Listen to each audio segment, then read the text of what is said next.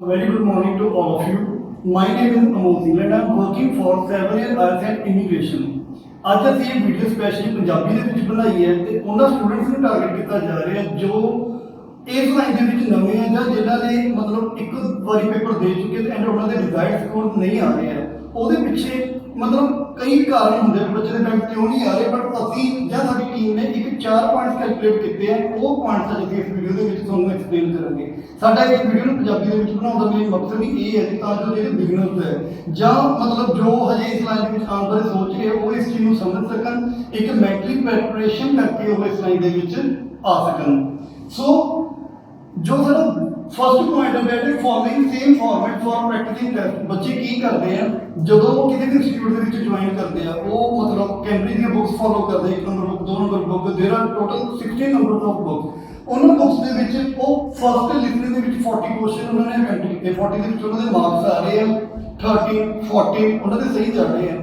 13 14 ਦੇ ਨਾਲ ਉਹਨਾਂ ਦੇ ਸਕੋਰ 4.5 ਜਾਂ 5 ਬੈਂਡ ਬਣ ਜਾਂਦੇ। ਉਹਨਾਂ ਨੂੰ ਐਂ ਲੱਗਦਾ ਵੀ ਚਲੋ ਇੰਨੇ ਸਹੀ ਹੋਏ, 2 ਹੋਰ ਸਹੀ ਕਰਨੇ ਆ, ਚਲੋ ਸਾਡੇ ਮਤਲਬ 5.5 ਜਾਂ 6 ਬੈਂਡ ਮਤਲਬ ਬਣ ਜਾਣਗੇ ਆਸਾਨੀ ਨਾਲ।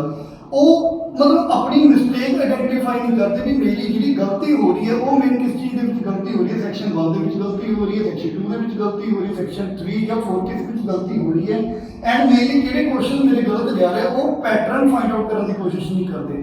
ਅਗਰ ਉਹਨਾਂ ਦੇ 40 ਦੇ ਵਿੱਚੋਂ 20 ਸਹੀ ਹੈ 20 ਗਲਤ ਹੈ, ਜਿਹੜੇ ਉਹ 20 ਗਲਤ ਹੈ ਉਹਨਾਂ ਦੇ ਲਈ ਬੱਚਿਆਂ ਨੇ ਕੀ ਕੀਤਾ ਕਿ ਉਹਨਾਂ ਨੇ ਉਹਨੂੰ ਦੁਬਾਰਾ ਲਿਸਨ ਕੀਤਾ, ਉਹਨੂੰ ਸਮਝਣ ਦੀ ਕੋਸ਼ਿਸ਼ ਕੀਤੀ ਕਿ ਕੀ ਚੱਲ ਰਿਹਾ ਹੈ, ਜਾਂ ਉਹਨਾਂ ਨੇ ਮਤਲਬ ਉਹ ਆਪਣੀ ਮਿਸਟੇਕ ਦੇ ਵਿੱਚ ਕੁਝ ਕਾਮਨ ਚੀਜ਼ ਨੂੰ ਮਤਲਬ ਇਵੈਲੂਏਟ ਕੀਤਾ ਤੇ ਉਹਦੇ ਉੱਪਰ ਵਰਕ ਕੀਤਾ। ਅਗਰ ਉਹ ਇਸ ਮੈਥਡ ਦੇ ਨਾਲ ਕਰਨਗੇ ਵੀ ਹਾਂਜੀ ਮੇਰੇ ਹਰ ਵਾਰ ਐਮਸੀਕਿਊਜ਼ ਗਲਤ ਜਾ ਰਹੇ ਆ, ਐਮਸੀਕਿਊਜ਼ ਦੇ ਲਈ ਮੈਂ ਕੀ ਟ੍ਰਿਕ ਅਪਣਾਵਾਂ, ਐਮਸੀਕਿਊਜ਼ ਨੂੰ ਕਰਨ ਦੇ ਲਈ ਮੈਂ ਸਿਰਫ ਔਰ ਸਿਰਫ YouTube ਦੇ ਉੱਪਰ ਜਾ ਕੇ ਐਮਸੀਕਿਊਜ਼ ਦੀਆਂ ਵੀਡੀਓ ਸਰਚ ਕਰਕੇ ਉਹਨਾਂ ਨੂੰ ਪ੍ਰੈਕਟਿਸ ਕਰਾਂ ਤਾਂ ਸ਼ਾਇਦ ਮੈਂ ਆਪਣੇ ਬੈਂਡ ਨੂੰ ਅਪ ਮਤਲਬ ਕਰ ਸਕਦੀ ਹਾਂ ਜਾਂ ਕਰ ਸਕਦਾ। ਉਸ ਅਕੋਰਡਿੰਗ ਅਗਰ ਉਹ ਆਪਣੀ ਪ੍ਰੈਕਟਿਸ ਕਰਦੇ then definitely they will be scoring a good mark at least in listening or reading, same pattern they can follow in reading too। ਉਹਦੇ ਵਿੱਚ ਵੀ ਅਗਰ ਉਹਨਾਂ ਦੇ true false ਗਲਤ ਜਾ ਰਹੇ ਆ ਉਹਦੀ ਮੈਕਸਿਮਮ ਪ੍ਰੈਕਟਿਸ ਕਰਨ। ਅਗਰ ਉਹਨਾਂ ਦੇ ਹੈਡਿੰਗ ਗਲਤ ਜਾ ਰਹੀ ਮੇਰੀ ਇਹ 2 ਬੱਚਿਆਂ ਮਤਲਬ ਜੋ ਮੇਰਾ 7 years ਦਾ ਐਕਸਪੀਰੀਅੰਸ ਕਹਿ ਰਹੇ ਹੋ ਇਹਨੂੰ ਕਹਿ ਰਿਹਾ ਕਿ ਬੱਚਿਆਂ ਦੇ ਮੇਰੀ ਜਿਹੜੇ ਮਾਰਕਸ ਡਿਡਕਟ ਹੁੰਦੇ ਆ ਲਿਸਨਿੰਗ ਦੇ ਵਿੱਚ ਉਹ ਐਮਸੀਕਿਊ ਦੇ ਵਿੱਚ ਜ਼ਿਆਦਾ ਮਤਲਬ ਮਿਸਟੇਕਸ ਕ੍ਰੀਏਟ ਕਰਦੇ, ਜਾਂ 4th ਸੈਕਸ਼ਨ ਦੇ ਵਿੱਚ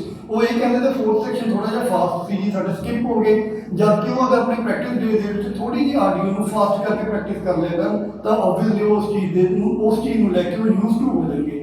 ਰੀਡਿੰਗ ਦੇ ਵਿੱਚ ਵੀ ਉਹ ਸੇਮ ਪੈਟਰਨ ਫੋਲੋ ਕਰ ਸਕਦੇ ਆ। ਬੱਚਿਆਂ ਨੂੰ ਇਹ ਮੇਨ ਪ੍ਰੋਬਲਮ ਆ ਰਹੀ ਹੈ ਕਿ ਉਹਨਾਂ ਦੇ ਜ਼ਿਆਦਾ ਹੈਡਿੰਗ ਵਾਲੇ ਕੁਐਸਚਨ ਗਲਤ ਜਾ ਰਹੇ ਹੁੰਦੇ ਜਾਂ ਉਹਨਾਂ ਦੇ ਫਾਲਸ ਤੇ ਨਾਟ ਗਿਵਨ ਦੇ ਵਿੱਚ ਉਹ ਕਨਫਿਊਜ਼ ਹੋ ਜਾਂਦੇ ਆ। ਅਗਰ ਸਿਰਫ ਇਹ 2 ਚੀਜ਼ਾਂ ਦੀ ਪ੍ਰੈਕਟਿਸ ਜ਼ਿਆਦਾ ਕਰਨ ਤਾਂ ਮਤਲਬ ਮੈਨੂੰ ਲੱਗਦਾ ਕਿ ਉਹਦੇ ਬੈਂਡ ਇੰਪਰੂਵ ਹੋ ਸਕਦੇ ਆ। Clear. Second point is trying to use grammar structure ਔਰ ਫਰੇਜ਼ਿੰਗ। ਇਹਨਾਂ ਦੇ ਵਿੱਚ ਐਕਚੁਅਲੀ ਕਈ ਇੰਸਟੀਟਿਊਟਸ ਕੀ ਕਰਦੇ ਆ ਬੱਚਿਆਂ ਨੂੰ ਅਟਰੈਕਟ ਕਰਨ ਦੇ ਲਈ ਉਹ ਇੱਕ ਉਹਨਾਂ ਨੇ ਇੱਕ ਟੈਂਪਲੇਟ ਤਿਆਰ ਕੀਤਾ ਹੋਇਆ ਕਿ ਤੁਸੀਂ ਰਾਈਟਿੰਗ ਟਾਸਕ 2 ਦੇ ਵਿੱਚ ਸਪੈਸ਼ਲੀ ਇਹ ਲਾਈਨਾਂ ਨੂੰ ਰੱਟਾ ਮਾਰ ਕੇ ਚਲੇ ਜਾਓ। ਉਹ ਰੱਟਾ ਮਾਰ ਕੇ ਤੁਸੀਂ ਜਿਹਦੇ ਵਿੱਚ ਫਿਲ ਅਪਸ ਹੈ ਉਹਦੇ ਵਿੱਚ ਤੁਸੀਂ ਜੋ ਕੁਐਸਚਨ ਪੁੱਛਿਆ ਗਿਆ ਉਹਨੂੰ ਫਿੱਟ ਕਰੋ, ਤੁਹਾਡੇ ਬੈਂਡ ਆ ਜਾਣਗੇ। ਬਟ ਇਹ ਚੀਜ਼ ਬਿਲਕੁਲ ਗਲਤ ਹੈ। ਐਗਜ਼ਾਮੀਨਰ ਵੀ ਐਜੂਕੇਟਡ ਹੈ, ਉਹਨੂੰ ਸਭ ਪਤਾ ਹੈ ਵੀ ਬੱਚੇ ਨੇ ਇਹ ਚੀਜ਼ ਕ੍ਰੈਮ ਕੀਤੀ ਹੋਈ ਹੈ ਜਾਂ ਉਹਨੂੰ ਇਸ ਚੀਜ਼ ਬਾਰੇ ਨੌਲੇਜ ਹੈ। ਉਹ ਪ੍ਰੋਪਰ ਚੈੱਕ ਕਰੂਗਾ ਤੁਸੀਂ ਮਤਲਬ ਪ੍ਰੋਪਰ ਲਾਈਨ ਤੇ ਲਿਖਤੀਆਂ, ਟੈਂਪਲੇਟ ਯੂਜ਼ ਕਰ ਲੈ। ਚਲੋ ਮੈਂ ਮੰਨ ਲਿਆ ਕਿ ਟੈਂਪਲੇਟ 'ਚ ਕੁਝ ਗਲਤ ਨਹੀਂ ਹੈਗਾ, ਕੋਈ ਵੋਕੈਬਲਰੀ ਮਿਸਟੇਕ ਨਹੀਂ, ਕੋਈ ਗ੍ਰਾਮੈਟੀਕਲ ਮਿਸਟੇਕ ਨਹੀਂ, ਬਟ ਜੋ ਤੁਸੀਂ ਫਿਲ ਅਪ ਦੇ ਵਿੱਚ ਆਪਣੇ ਵੱਲੋਂ ਇਨਪੁਟ ਦੇਣੀ ਹੈ ਕੀ ਤੁਸੀਂ ਇਨਪੁਟ ਦੇ ਵਿੱਚ ਉਸ ਲੈਵਲ ਦੀ ਵੋਕੈਬ ਯੂਜ਼ ਕਰ ਪਾਓਗੇ ਜੋ ਟੈਂਪਲੇਟ 'ਚ ਯੂਜ਼ ਕਰ ਰਹੇ ਹੋ, ਕੀ ਤੁਸੀਂ ਉਹਦੇ ਵਿੱਚ ਮਤਲਬ ਕੋਲ ਲਿੰਕ ਕਰ ਪਾਓਗੇ ਜੋ ਲਾਈਨ ਤੁਸੀਂ ਮਤਲਬ ਲੈ ਕੇ ਆ ਰਹੇ ਹੋ ਟੈਂਪਲੇਟ ਦੇ ਵਿੱਚ ਤੇ ਜੋ ਲਾਈਨ ਤੁਸੀਂ ਨਾਲ ਜੋੜਨੀ ਹੈ ਕੀ ਤੁਸੀਂ ਉਸ ਲਾਈਨ ਨੂੰ ਆਪਸ ਦੇ ਵਿੱਚ ਕਨੈਕਟ ਕਰ ਪਾਓਗੇ। ਅਗਰ ਤੁਸੀਂ ਉਸ ਚੀਜ਼ ਨੂੰ ਪ੍ਰੋਪਰਲੀ ਕਨੈਕਟ ਕਰੋ ਤਾਂ ਆਬਵੀਅਸਲੀ ਤੁਹਾਨੂੰ ਮਤਲਬ ਜੋ ਤੁਹਾਡੇ ਰਿਕੁਆਇਰਮੈਂਟ ਸਕੋਰ ਦਾ ਉਹ ਆਲਰੇਡੀ ਆ ਚੁੱਕੇ ਹੋਣਗੇ। ਅਗਰ ਤੁਸੀਂ ਇਸ ਚੀਜ਼ ਨੂੰ ਤੁਹਾਡੇ ਫਿਰ ਵੀ ਟੈਂਪਲੇਟ ਯੂਜ਼ ਕਰਨ ਦੇ ਬਾਵਜੂਦ ਵੀ ਤੁਹਾਡੇ ਬੈਂਡ ਦੀ ਹੈ ਤਾਂ ਆਬਵੀਅਸਲੀ ਇਟ ਮੀਨਸ ਇਹਦੇ ਵਿੱਚ ਹੀ ਕੋਈ ਕਮੀ ਹੈ।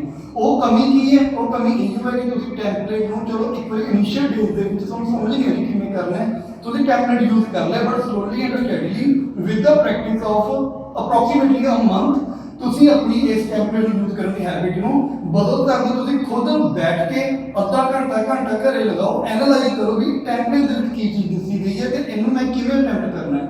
ਮਤਲਬ ਟਾਸਕ 2 ਦੇ ਵਿੱਚ ਅਗਰ ਮੈਂ ਮੇਨਲੀ ਗੱਲ ਕਰਾਂ 5 to 6 ਟਾਈਪ ਆਫ ਐਕਸਰਸਾਈਜ਼ ਹੁੰਦੇ ਹਨ, ਚਾਹੇ ਉਹ ਪ੍ਰੋਬਲਮ ਸੋਲੂਸ਼ਨ, ਰੀਜ਼ਨ ਸੋਲੂਸ਼ਨ ਜਾਂ ਇਫੈਕਟ ਸੋਲੂਸ਼ਨ ਜਾਂ ਐਡਵਾਂਟੇਜ ਡਿਸਐਡਵਾਂਟੇਜ ਜੋ ਵੀ ਚੀਜ਼ ਹੈ ਉਹਨਾਂ ਦੇ ਵਿੱਚ ਉਹ ਜਿਹੜੇ ਪਾਰਟਿਕੂਲਰ ਟਾਈਪ ਆਫ ਕੁਐਸਚਨ ਤੁਸੀਂ ਖੁਦ ਐਨਾਲਾਈਜ਼ ਕਰੋ ਕਿ ਕੀ ਪੁੱਛਿਆ ਗਿਆ, ਕੀ ਮੈਂ ਇਹਦੇ ਆਨਸਰਸ ਕਰਨਾ ਹੈ। ਉਸ ਅਕੋਰਡਿੰਗ ਅਗਰ ਤੁਸੀਂ ਚੱਲੋਗੇ ਤਾਂ ਆਬਵੀਅਸਲੀ ਤੁਹਾਡੇ ਜਿਹੜੇ ਸਕੋਰਸ ਹੈ ਉਹ ਆਉਣਗੇ ਹੀ ਆਉਣਗੇ।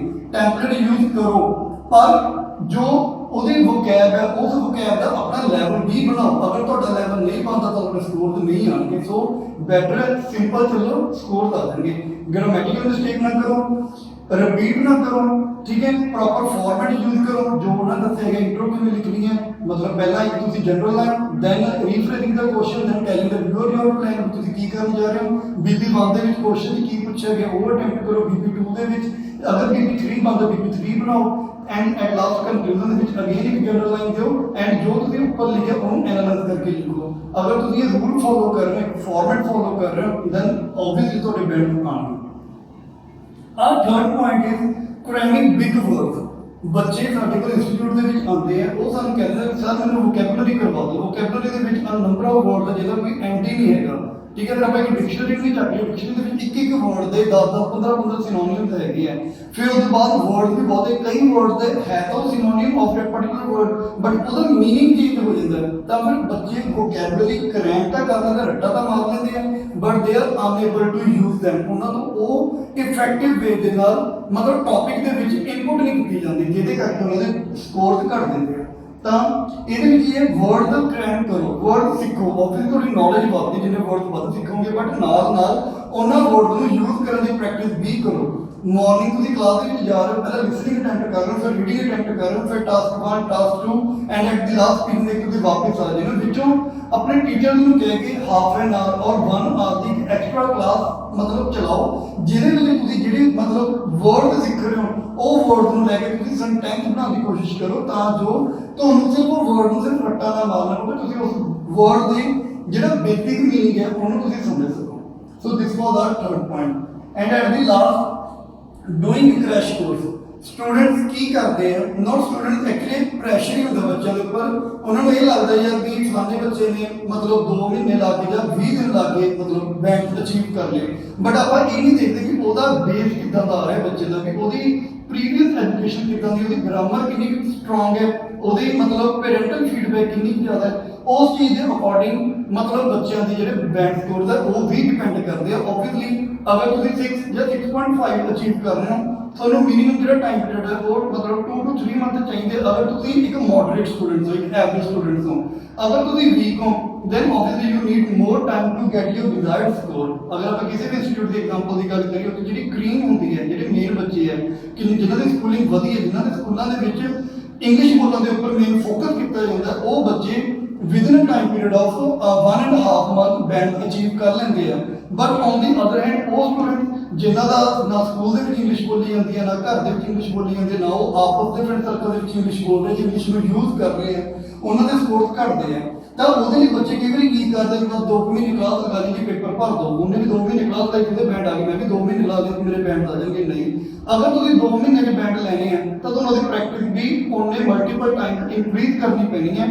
ਲਾਈਕ ਤੁਸੀਂ ਮਤਲਬ ਕਦੀ ਕਲਾਸ ਦੇ ਵਿੱਚ ਆਏ, ਕਲਾਸ ਦੇ ਵਿੱਚ ਤੁਹਾਡੇ teacher, I am not targeting anyone, but still ਮਤਲਬ ਪੰਜਾਬੀ ਯੂਜ਼ ਕਰਦੇ ਆ। ਹਾਂਜੀ ਬੱਚੇ ਹੁਣ ਆਪਾਂ ਲਿਸਨਿੰਗ ਸ਼ੁਰੂ ਕਰਾਂਗੇ, ਲਿਸਨਿੰਗ ਦੇ ਵਿੱਚ ਆਹ ਕੁਐਸਚਨ ਹੈ, ਰੀਡਿੰਗ ਦੇ ਵਿੱਚ ਆਹ ਪੈਸੇਜ ਹੈ, ਉਹ ਪੰਜਾਬੀ ਬੋਲ ਰਹੇ ਆ। ਫਿਰ ਤੁਸੀਂ ਮਤਲਬ ਰਾਈਟਿੰਗ ਦੇ ਵਿੱਚ ਵੀ ਮੈਂ ਤੁਹਾਨੂੰ ਪੰਜਾਬੀ ਚ ਸਮਝਾ ਰਿਹਾ ਵੀ ਆਹ ਚੀਜ਼ ਨੂੰ ਆਏ ਅਟੈਂਪਟ ਕਰਨਾ, ਰਾਜੇ ਨੂੰ ਇਸ ਵੇਸ ਨਾਲ ਅਟੈਂਪਟ ਕਰਨਾ, ਉਹ ਚੀਜ਼ ਦੇ ਨਾਲ ਤੁਸੀਂ ਇੰਗਲਿਸ਼ ਦੇ ਨਾਲ ਤਾਂ ਟੱਚ 'ਚ ਆਏ ਨਹੀਂ। ਤੁਸੀਂ ਜਸਟ ਜੋ ਪਾਰਟੀਕੂਲਰ ਟੌਪਿਕ ਕਰ ਰਹੇ ਹੋ ਉਹ ਤੁਸੀਂ ਇੰਗਲਿਸ਼ 'ਚ ਪੜ੍ਹ ਰਹੇ ਹੋ, ਬਾਕੀ ਜਿਹੜੀਆਂ ਵੀ ਗੱਲਾਂ ਹੋ ਰਹੀਆਂ ਉਹ ਅਗੇਨ ਤੁਹਾਡੀਆਂ ਪੰਜਾਬੀ ਜਾਂ ਤੁਹਾਡੀ ਜੋ ਵੀ ਨੇਟਿਵ ਲੈਂਗੁਏਜ ਹੈ ਉਹਦੇ ਵਿੱਚ ਚੱਲ ਰਹੀਆਂ। ਜਦੋਂ ਤੁਸੀਂ ਇੰਗਲਿਸ਼ ਨੂੰ ਬੋਲ ਨਹੀਂ ਪਾ ਰਹੇ, ਤੁਸੀਂ ਘਰੇ ਨਹੀਂ ਬੋਲ ਪਾ ਰਹੇ, ਤਾਂ ਆਬਵੀਅਸਲੀ ਤੁਸੀਂ ਇੰਗਲਿਸ਼ ਨੂੰ ਇੰਪਰੂਵ ਨਹੀਂ ਕਰ ਸਕਦੇ। ਤਾਂ ਸਭ ਤੋਂ ਪਹਿਲਾਂ ਆਪਣਾ ਇੱਕ ਇਨਵਾਇਰਨਮੈਂਟ ਕ੍ਰੀਏਟ ਕਰੋ ਇੰਗਲਿਸ਼ ਬੋਲਣ ਦਾ। ਅਗਰ ਜੇ ਤੁਸੀਂ ਨਾਰਮਲ ਗੱਲ ਵੀ ਕਰਨੀ ਹੈ, ਕੋਸ਼ਿਸ਼ ਕਰੋ ਵੀ ਮੈਂ ਉਹ ਵੀ ਇੰਗਲਿਸ਼ ਦੇ ਵਿੱਚ ਕਿਵੇਂ ਕਰਾਂ। ਅਗਰ ਤੁਹਾਡੇ ਤੋਂ ਨਹੀਂ ਹੋ ਰਹੀ, ਤੁਸੀਂ ਨਾਲ ਦੇ ਟੀਚਰ ਨੂੰ ਪੁੱਛੋ ਵੀ ਸਰ ਜਾਂ ਮੈਮ ਵੀ ਮੈਨੂੰ ਆਹ ਗੱਲ ਕਹਿਣੀ ਹੈ, ਬਟ ਮੇਰੇ ਤੋਂ ਆਹ ਗੱਲ ਕਹਿਣ ਲਈ ਆ ਵਰਡ ਨਹੀਂ ਮਿਲ ਰਿਹਾ, ਉਹਨੇ ਮੈਂ ਕੀ ਗੱਲ ਕਹਿ ਸਕਦਾ। ਜਦੋਂ ਤੁਸੀਂ ਇੰਨਾ ਕੁ ਬੇਸਿਕ ਚਲੇ ਗਏ, ਦੈਨ ਆਬਵੀਅਸਲੀ ਤੁਹਾਡੇ ਸਕੋਰ ਆਉਣਗੇ। ਤੁਹਾਨੂੰ ਕੋਈ ਵੀ ਪਾਰਟੀਕੂਲਰ ਬੁੱਕ ਫੋਲੋ ਕਰਨ ਦੀ ਲੋੜ ਨਹੀਂ ਕਿ ਹਾਂਜੀ ਫਲਾਨੀ ਮਤਲਬ ਆਥਰ ਦੀ ਬੁੱਕ ਹੈ ਉਹਦੇ ਵਿੱਚੋਂ ਪੇਪਰ ਆਉਂਦਾ, ਐਦਾਂ ਦਾ ਕੋਈ ਰੂਲ ਨਹੀਂ ਹੈਗਾ। ਆਇਲਸ ਦੇ ਵਿੱਚ ਸਿਰਫ ਤੁਹਾਡੀ ਇੰਗਲਿਸ਼ ਚੈੱਕ ਕੀਤੀ ਜਾਣੀ ਹੈ। ਕਿਊ ਕਾਰਡ ਦੇ ਵਿੱਚ ਕੋਈ ਮਤਲਬ ਆਪਾਂ ਕਹੀਏ ਵੀ ਮਤਲਬ ਇੱਕ ਪਾਰਟੀਕੂਲਰ ਇੰਸਟੀਚਿਊਟ ਨੇ ਬੁੱਕ ਪਬਲਿਸ਼ ਕਰਤੀ, ਤੁਸੀਂ ਉਹ ਬੁੱਕ ਰੀਡ ਆਊਟ ਕਰਕੇ ਉਹਨੂੰ ਰੱਟਾ ਮਾਰ ਕੇ ਚਲੇ ਜਾਂਦੇ ਤਾਂ ਤੁਹਾਡੇ ਬੈਂਡ ਆ ਜਾਣਗੇ। ਇਹ ਚੀਜ਼ ਟਰੂ ਨਹੀਂ ਹੈਗੀ। ਅਗਰ ਤੁਸੀਂ ਆਪਣੀ ਕਲਾਸ ਦੇ ਵਿੱਚ ਪ੍ਰੈਕਟਿਸ ਕਰ ਰਹੇ ਹੋ, ਤੁਹਾਡੇ ਕੋਲ ਕੋਈ ਪੈਨ ਹੈ, ਕੋਈ ਮਾਰਕਰ ਹੈ, ਤੁਸੀਂ ਉਸ ਪੈਨ ਬਾਰੇ, ਮਾਰਕਰ ਬਾਰੇ ਬੋਲਣਾ ਹੈ, ਕੀ ਤੁਸੀਂ ਉਸ ਪੈਨ ਬਾਰੇ ਜਾਂ ਮਾਰਕਰ ਬਾਰੇ 2 ਮਿੰਟ ਬੋਲ ਸਕਦੇ ਹੋ? ਠੀਕ ਹੈ, ਤੁਸੀਂ ਆਪਣੀ ਵਾਚ ਬਾਰੇ ਬੋਲ ਸਕਦੇ ਹੋ, ਤੁਸੀਂ ਆਪਣੇ ਜੋ ਵੀ ਤੁਹਾਡੇ ਕੋਲ ਅਸੈਸਰੀ ਪਈ ਹੈ, ਤੁਹਾਡੇ ਕੋਲ ਇੱਕ ਚੇਅਰ ਪਈ ਹੈ, ਤੁਸੀਂ ਚੇਅਰ ਬਾਰੇ ਬੋਲ ਸਕਦੇ ਹੋ, ਤੁਸੀਂ ਬੋਰਡ ਬਾਰੇ ਬੋਲ ਸਕਦੇ ਹੋ। If you are having enough knowledge ਚੀਜ਼ਾਂ ਬਾਰੇ ਬੋਲ ਪਾਓ ਦੈਨ ਉਧਰ ਮੈਂ ਤੁਹਾਨੂੰ ਕਹੂੰਗਾ ਵੀ ਹਾਂਜੀ ਅੱਜ ਤੁਹਾਡੀ ਤਿਆਰੀ ਹੈ ਤੇ ਤੁਸੀਂ ਪੇਪਰ ਦੇ ਵਿੱਚ ਬੈਠ ਸਕਦੇ ਹੋ। ਰੱਟਾ ਮਾਰ ਕੇ ਪੇਪਰ 'ਚ ਨਾ ਜਾਓ, ਪੇਪਰ ਦੀ ਕਾਸਟ ਬਹੁਤ ਜ਼ਿਆਦਾ ਹੁੰਦੀ ਹੈ ਤੇ ਉਹ ਸਾਰਾ ਬਰਡਨ ਤੁਹਾਡੇ ਪੇਰੈਂਟਸ ਦੇ ਉੱਪਰ ਜਾ ਰਿਹਾ। ਸੋ ਮੇਨ ਚੀਜ਼ ਜੋ ਮੈਂ ਕਹਿਣਾ ਚਾਹ ਰਿਹਾ, ਮੈਂ ਇਹ ਨਹੀਂ ਕਹਿ ਰਿਹਾ ਕਿ ਤੁਸੀਂ 2 ਮਹੀਨੇ 'ਚ ਤਿਆਰੀ ਨਹੀਂ ਕਰ ਸਕਦੇ, 3 ਮਹੀਨੇ 'ਚ ਤਿਆਰੀ ਨਹੀਂ ਕਰ ਸਕਦੇ ਹੋ, ਬਟ ਜਿਹੜੀ ਬੇਸਿਕ ਚੀਜ਼ ਹੈ ਉਹ ਇਹੋ ਹੈ ਕਿ ਤੁਸੀਂ ਆਪਣੀ ਪ੍ਰੈਕਟਿਸ ਕਰੋ। ਜਿਹੜਾ ਟੀਚਰ ਨੇ ਕਰਵਾਉਣਾ ਹੈ ਉਹ ਤਾਂ ਦੇਖੋ 10 ਤੋਂ 15% ਦਾ ਮਤਲਬ ਉਹਨਾਂ ਦੀ ਹਾਰਡ ਵਰਕ ਹੈ, ਰੈਸਟ 90% 85% ਤੁਹਾਡੀ ਸੈਲਫ ਮਤਲਬ ਮੈਂ ਕਹਿ ਸਕਦਾ ਵੀ ਹਾਰਡ ਵਰਕ ਹੈ। ਤੁਸੀਂ ਜਿੰਨਾ ਚ ਮਤਲਬ ਖੁਦ ਮਿਹਨਤ ਕਰੋਗੇ ਉਹਨਾਂ ਤੁਹਾਨੂੰ ਜਿਹੜਾ ਰਿਜ਼ਲਟ ਆਉਣਾ ਛੇਤੀ ਮਿਲੂਗਾ। ਕਲੀਅਰ? ਹੋਪ ਤੁਹਾਨੂੰ ਇਹ ਚਾਰੋਂ ਪੁਆਇੰਟ ਕਲੀਅਰ ਹੋਣਗੇ। ਅਗਰ ਫਿਰ ਵੀ ਕੋਈ ਡਾਊਟ ਹੈ ਤੁਸੀਂ ਸਾਨੂੰ ਨੀਚੇ ਕਮੈਂਟ ਸੈਕਸ਼ਨ ਦੇ ਵਿੱਚ ਮੈਸੇਜ ਕਰਕੇ ਪੁੱਛ ਸਕਦੇ ਹੋ। Thank you, have a safe day.